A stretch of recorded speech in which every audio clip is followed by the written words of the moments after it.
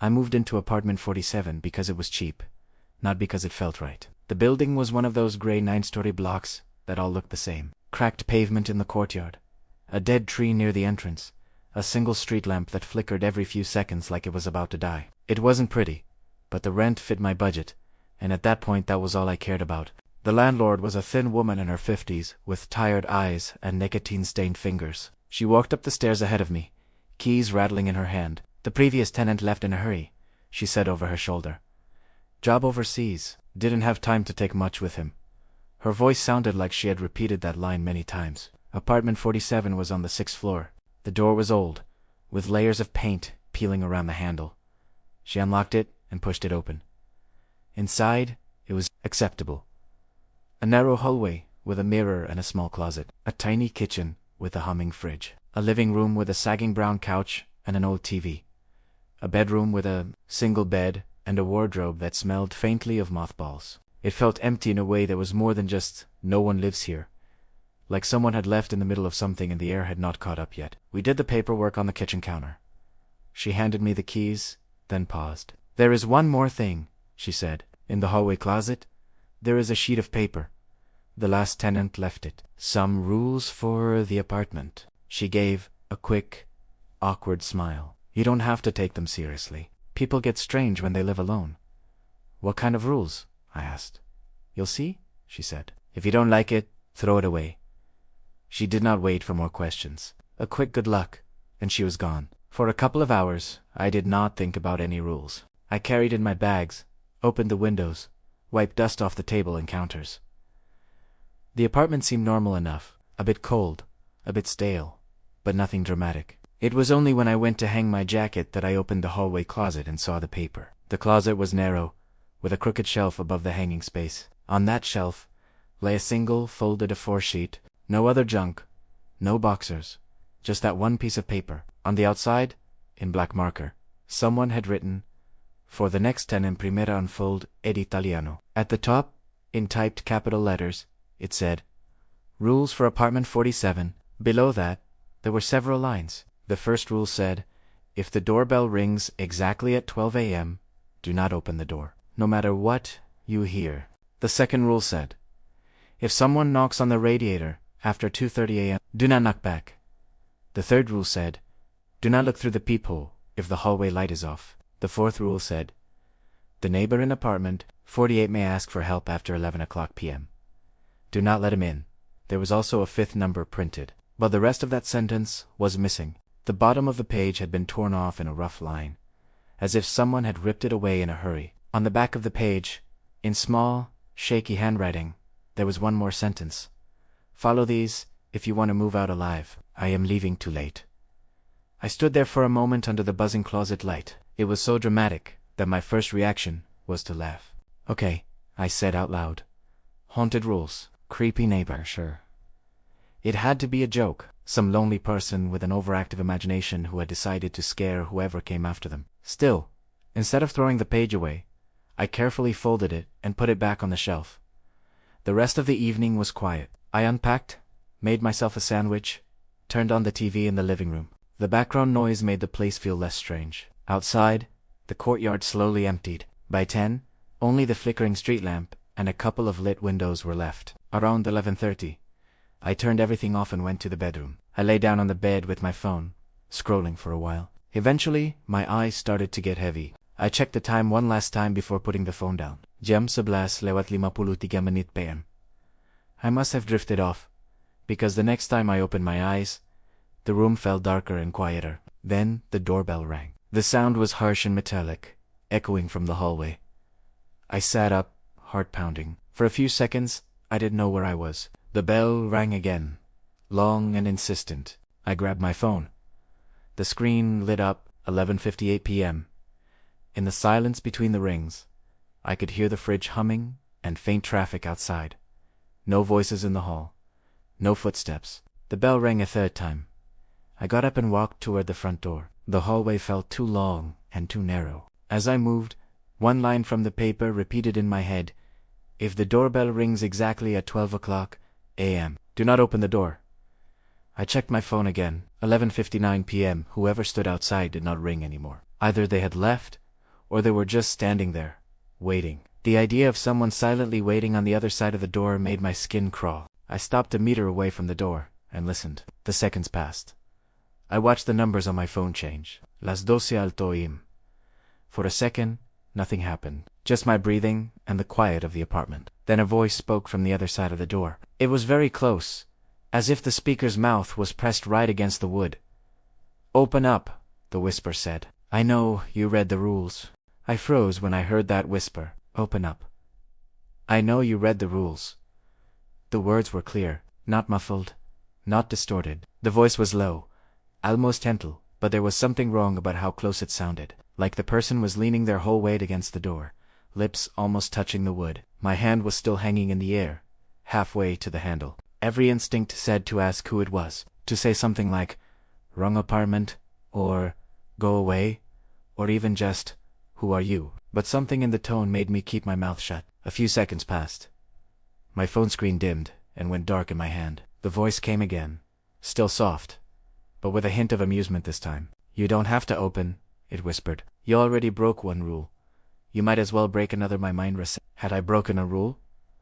I replayed the evening in my head. I hadn't opened the door. I hadn't looked through the peephole, the hallway light. I hadn't checked it at all.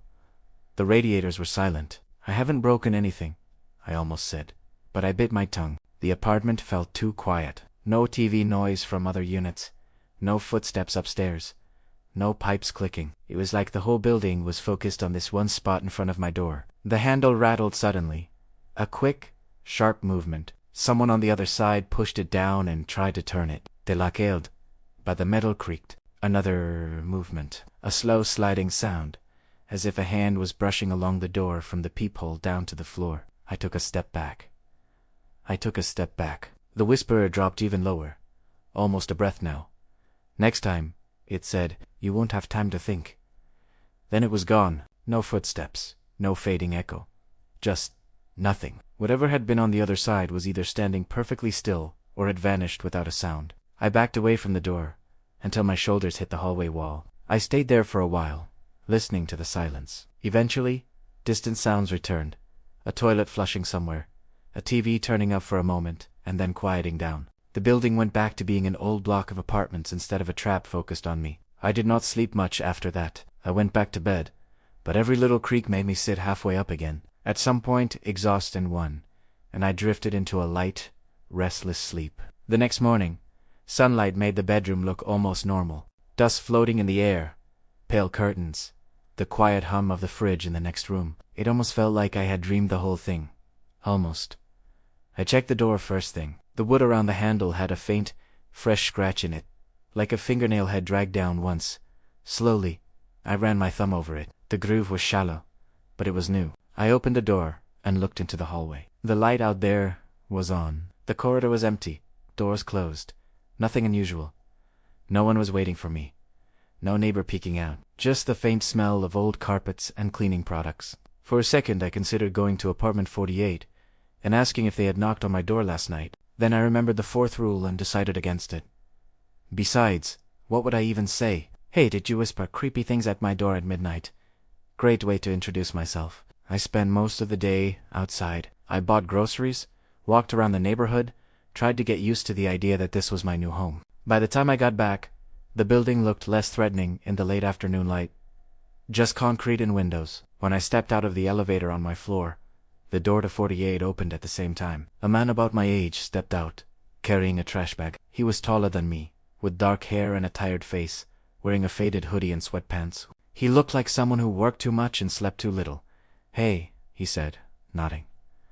"You're new, right? 47. "Yeah," I said. "Moved in yesterday." "Welcome to the hotel," he said with a crooked half-smile. "I'm Mark." My chest tightened for a second at the number, but I forced myself to relax. He looked normal. Human, not like the whisper at my door. "I'm Alex," I said. "Nice to meet you." He shifted the trash bag in his hand. "You hear anything weird last night?" he asked casually. "Pipes banging, someone at the door, stuff like that." The way he said it was a little too precise. I didn't sleep that well, I admitted. New place and all. He watched my face for a second, then glanced at my door and back at me. Yeah, he said slowly. Takes some getting used to. If anything keeps you up, it's just old plumbing and idiots who can't read their own door numbers. He started toward the stairs with his trash, then paused. By the way, he added, without turning fully around, if you ever hear someone knocking on your radiator at night, don't knock back. It only encourages people. For a moment, I could not speak. Why would someone knock? I managed eventually. He shrugged. Bored neighbors, kids, whatever. He smiled again, but it did not reach his eyes this time. Just don't answer if it starts. Trust me. He left without another word. For the rest of the day, those last two words echoed in my head. Trust me. I wondered if he knew about the rules in my closet, or if he had his own version somewhere in his apartment. That night, I went to bed earlier, but sleep still came slowly. I left a small lamp on in the living room, and kept my bedroom door half open, so a strip of light cut across the floor. It was childish, but the darkness of the hallway bothered me now. I checked the time before closing my eyes. 1:47 a.m.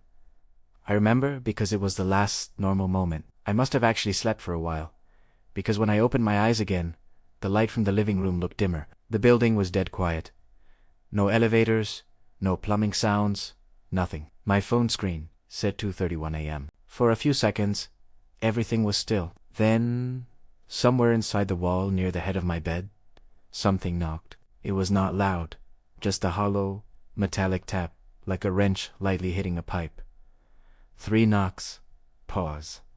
3 more. The sound traveled through the metal of the radiator, up from below, then faded. I held my breath. The second rule from the paper slid back into my mind with perfect clarity. If someone knocks on the radiator after 2:30 a.m., do not knock back. The knocks came again, slightly louder this time.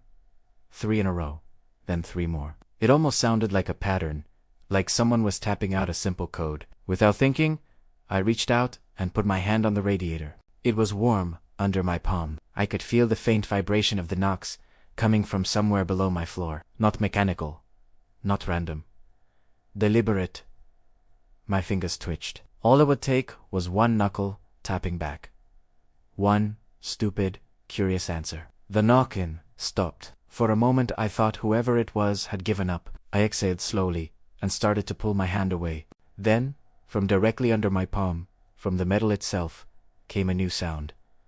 It was not a knock this time. It was a slow dragging scrape, as if someone were running a fingertip along the inside of the pipe, right where my skin touched the radiator. The scrape traveled upward, stopped exactly under my hand, and then something tapped the metal once, from the inside. Just one soft, intimate knock. The message was clear. It knew I was there. I pulled my hand back like I had been burned and pressed my back against the headboard. The radiator was silent again. I did not knock back, but lying there in the dark, listening to the silence press in from all sides. I could not shake the feeling that, in some way, I did not understand yet. The thing on the other side of the pipes had already heard my answer. I did not really sleep after the knocking and the radiator. I must have closed my eyes for a while, but every sound pulled me back up to the surface. When morning finally came, it felt like I had not slept at all. Sunlight made the apartment look harmless again. Dust in the air, dull wallpaper, the same worn furniture. The radiator looked ordinary too, just a strip of metal under the window, quiet and still. But when I got closer, I saw something that had not been there the day before. On the paint, right above the radiator, there were 4 faint vertical marks. They were thin and close together, like someone had dragged fingers upward along the wall. The line stopped exactly at the height of my hand when I had been touching the radiator. I told myself it was nothing. Old scratches I had not noticed. Shadows, anything but what it looked like. I got dressed and left the apartment. The hallway smelled like dust and someone's morning coffee. On my way down the stairs, I checked the door to apartment 48. It was close, nothing unusual about it. I kept walking. Most of the day I spent at work, trying to think about normal things. Emails, deadlines, coffee breaks. Whenever my brain tried to replay the whisper at my door or the scrape inside the pipe, I shoved the thoughts away. By the time I came back in the evening, my floor felt almost familiar. Same ugly carpet, same buzzing ceiling light. This time, when I stepped out of the elevator, Mark opened his door almost immediately, like he had been listening for me. "Hey," he said. He looked more tired than yesterday. There were dark circles under his eyes, and he had not shaved. "How's the first week in 47? It's only been 2 nights, I said. He stared at me a second too long. Right, he said quietly. 2 nights. I hesitated. Then I asked, did you hear anything last night? Pipes, maybe. His jaw tightened. Like what? He asked. Knocking, I said. In the radiator. Around 2:30.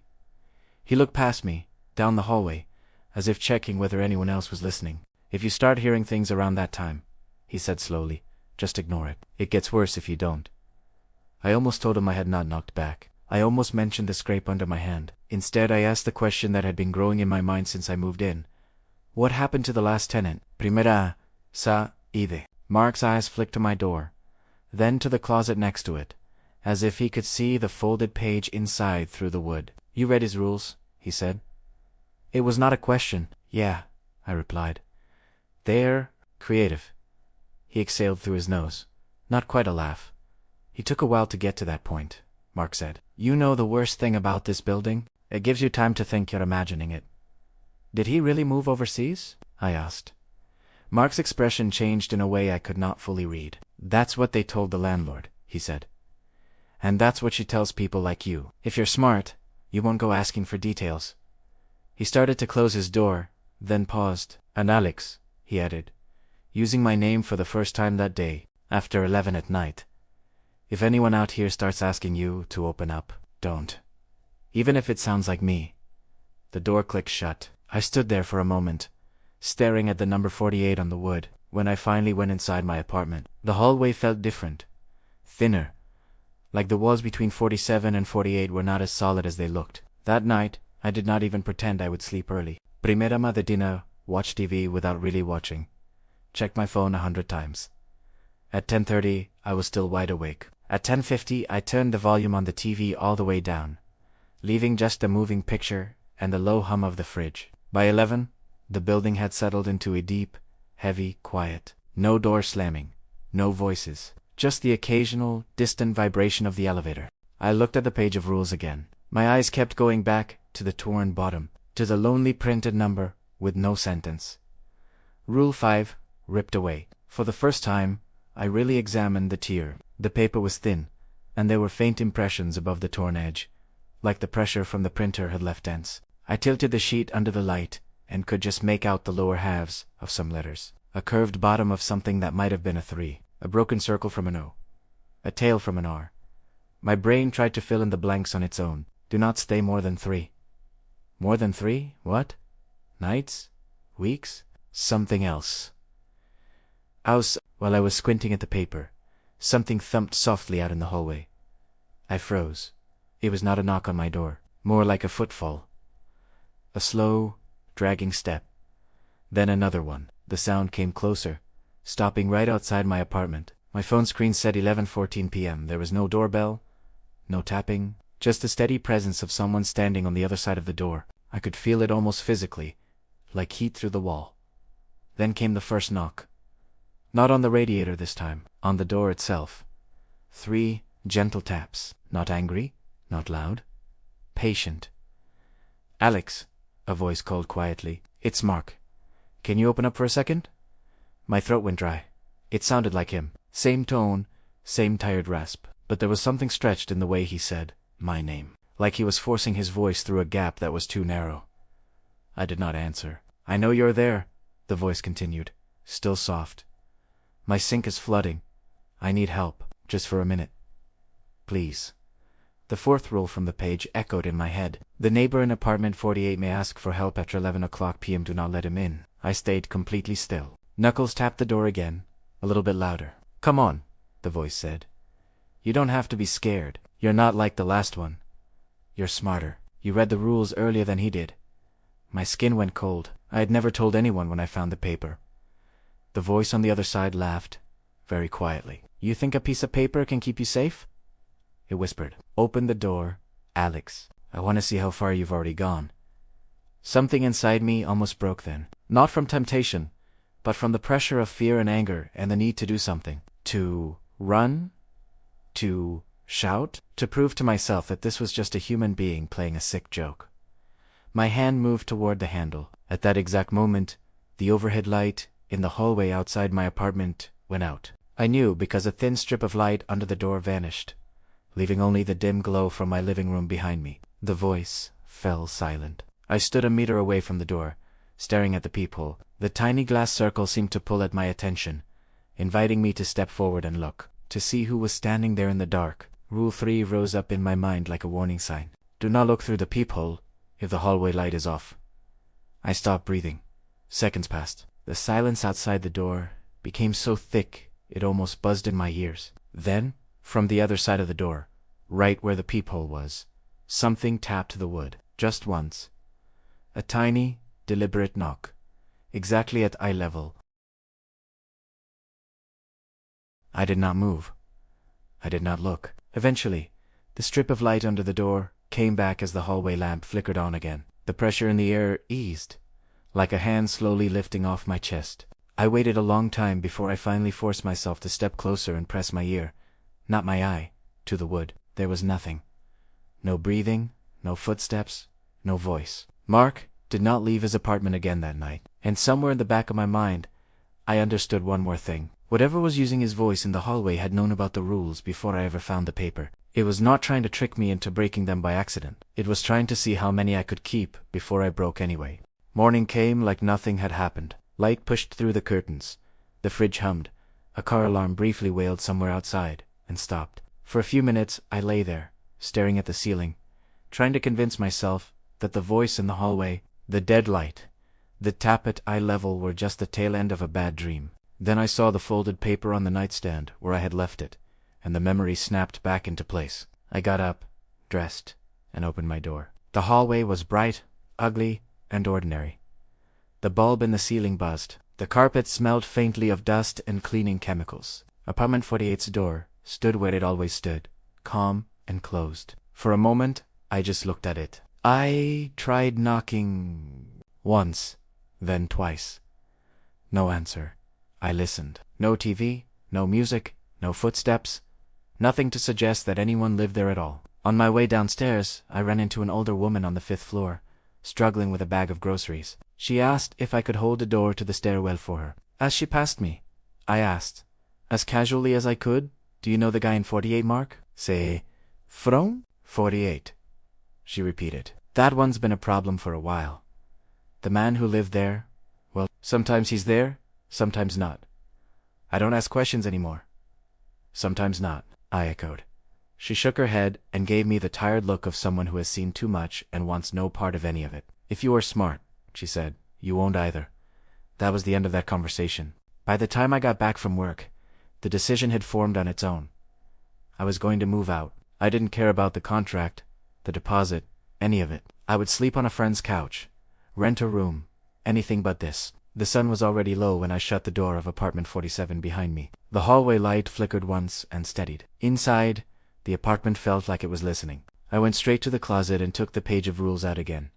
I couldn't stop thinking about the torn bottom, about the half-missing line. If I was going to leave, I wanted to know exactly what I was running from. The shelf inside the closet was crooked, held up by 2 metal pegs. On impulse, I pulled it up and out of its holes. It came free easier than I expected. Beneath it, wedged against the back wall, was another scrap of paper. My hands went cold. It was the missing piece. The top edge was torn in a shape that fit perfectly with the bottom of my sheet. I pressed them together on the kitchen counter, aligning the rough fibers until the text lined up. The 5th rule was short, just one sentence. It said, "If it ever speaks to you in the voice of someone you know, you have 24 hours to leave apartment 47 and never come back." Below that, in the same cramped handwriting as the message on the back of the first page, someone had added, "I thought I had more time." It lied. It kept using voices I wanted to trust. When I realized what was happening, the doors were already not really mine anymore. On the reverse side of the scrap there was one more line, almost an afterthought. "By the time you find this piece, it will probably already be too late for you as well." My mind jumped back to the night before, to the soft knock, to Mark's voice outside my door, asking for help at 11:14 p.m., to the way it had known I had read the rules. It had already used someone else's voice. The countdown had started then. I checked the time. Las 6:02 página M. If the rule was true, I had a little over 5 hours. I did not waste any more of them. I grabbed my bags, stuffed clothes into them without folding, swept my toothbrush and phone charger into a pocket. I pulled my laptop from the table, left dirty dishes in the sink, left the TV remote on the floor. None of it mattered now. By 6:30 I had 2 suitcases by the door and my jacket on. My heart was racing, but there was relief underneath the fear. I was leaving. I had time. I could make it. I opened the door. The hallway looked the same, but the sound was wrong. The buzz of the light overhead had turned into a dull, vibrating hum that I could feel in my teeth. The air smelled sharper, metallic. I locked the apartment out of habit and headed for the elevator. The button did not light up when I pressed it. I pressed it again.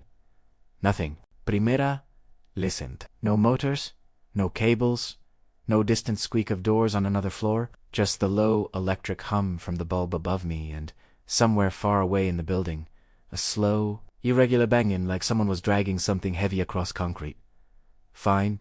Stairs. Then, the stairwell door opened after a second push, heavier than it should have been. The stairwell itself was dimmer than usual, the light from a single bulb stretching out strangely, not quite reaching the corners. I started down, suitcases thumping on each step. Second floor landing. Third. Fourth. Somewhere between the fifth and the fourth, I realized something was wrong. I had been walking down.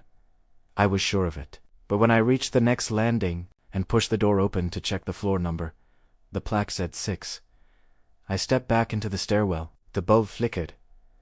I turned around and climbed 1 flight up. Same gray walls, same chipped steps. I opened the door again. Se zangavo veme.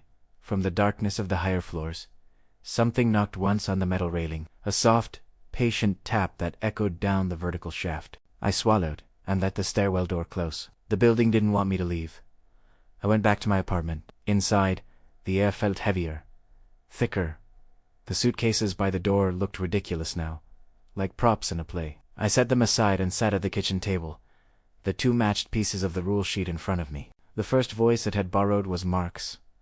The next, I realized with a dull kind of certainty, might be my own. If it could sound like a neighbor, why not like me? Why not like anyone I might believe when they told me to open a door, or a window, or to just take one more look through the peephole? I found a notebook in my backpack and opened it to the first blank page. If I could not get out in time, maybe I could at least make things clearer for whoever came next. The rules by themselves were not enough. Not anymore. I started to write. I wrote about the doorbell on the first night, about the whisper that knew I had read the rules, about the knocking in the radiator after 2:30 and the feeling of something scraping just under my hand, about Mark in the hallway, about his warning not to trust any voice after 11, about my own hallway light dying when the thing outside wanted me to look at it. I copied the rules in full, including the 5th. I underlined the part about 24 hours. As I wrote, the light in the living room dimmed slightly. The corners of the room seemed to pull back, growing deeper, as if the shadows were stretching toward me. Somewhere below my floor, the pipe started to knock. 3 slow taps. A pause. 3 more. The sound climbed, floor by floor, until it reached my radiator and fell silent. My phone lay face up on the table. The time crept forward. 10:51 p.m. I kept writing. The pen shook once or twice, but the words were still readable. I wrote directly to the person who would unfold these pages, telling them not to stay, not to test themselves, not to wait and see. At 11:07 p.m., someone tried my door handle. The metal turned quietly, then stopped at the lock. There was no knock this time, no call through the wood. Justa steady, slow pursuer, like a hand resting on the other side. I did not get up. The handle stopped moving. A minute passed. Another. Then, from the hallway, my own voice spoke. It sounded exactly like me, down to the little hesitation on certain consonants. "Hey," it said, cheerful, casual, like I was calling a friend. "It's okay now. Come on. You don't have to sit in there, alone. Open the door." Hearing my own voice, saying those words, did something to my brain that I can fully explain. It felt like a mirror had opened its mouth. I gripped the pen harder and wrote one more sentence. "If it ever sounds like you, do not believe it." The clock on my phone changed to 11:59 p.m. The building seemed to inhale. The radiator behind me ticked as if something inside it were flexing its joints. The light in the hallway snapped off with a pop. The strip of brightness under my door vanished. The doorbell rang. The sound tore through the silence, sharp and perfectly timed. My phone screen flickered as the numbers rolled over. 12 a.m. The bell stopped. From the other side of the door. So close it might as well have been inside the room. My voice whispered, "You're out of time." Right now, as I am writing this last line, something is tapping very gently on the inside of the radiator. Not knocking anymore. Counting. If you are reading these pages in the closet of apartment 47, do not do what I did. Do not wait to see how many rules you can keep. Leave before it starts to sound like anyone you know. Because once you hear your own voice in the hallway, the 24 hours are not for you anymore. They are for it.